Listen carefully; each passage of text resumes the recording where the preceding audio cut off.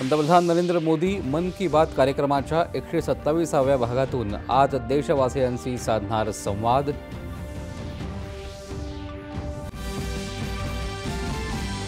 Kuala Lumpur इथं आजपासून 47व्या ASEAN परिषदेचं आयोजन। पंतप्रधान नरेंद्र मोदी आभासी पद्धतीद्वारे होणार सहभागी।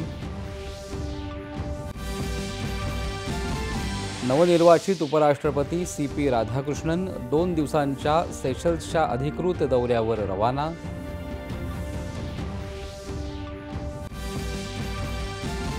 महानुभाव पंथाने दिलेल्या समृद्ध योगदानाची दखल घेत रिद्धपूर इथं जागतिक दर्जाचं मराठी भाषा विद्यापीठ बनवण्याचं मुख्यमंत्र्यांचं आश्वासन। गुरु तेग बहादूर यांचा हुतात्मा भारताच्या धर्म आणि सांस्कृतिक परंपरांच्या रक्षणासाठी असल्याचं हिंद दी चादर शहीदी समागम कार्यक्रमात मुख्यमंत्र्यांचे गौरवोद्गार। बंजारा समाजाच्या मागण्यांचा सकारात्मक विचार करण्याच्या राज्याच्या प्रतिनिधिमंडळाच्या आश्वासनानंतर बंजारा कार्यकर्ते विजय चव्हाण यांचं उपोषण स्थगित। फलटण इथल्या महिला डॉक्टर आत्महत्येप्रकरणी दोन्ही आरोपी पोलिसांच्या ताब्यात, राजकारण न करण्याचं मुख्यमंत्र्यांचं विरोधकांना आवाहन।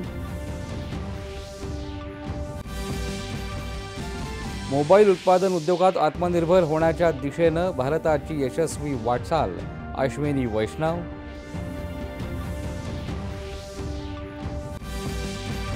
चीनमधल्या चेंगडू इथं सुरू असलेल्या 17 वर्षाखालील बॅडमिंटन आशिया स्पर्धेत दीक्षा सुधाकर आणि लक्षा राजेश या 2 भारतीय खेळाडूंमध्ये विजेतेपदासाठी होणार लढत। आणि महिला एकदिवसीय क्रिकेट विश्वचषक स्पर्धेत आज पहिला सामना इंग्लंड आणि न्यूझीलंड यांच्यात तर दुसरा सामना भारत आणि बांगलादेश यांच्यात नवी मुंबईत रंगणार। नमस्कार।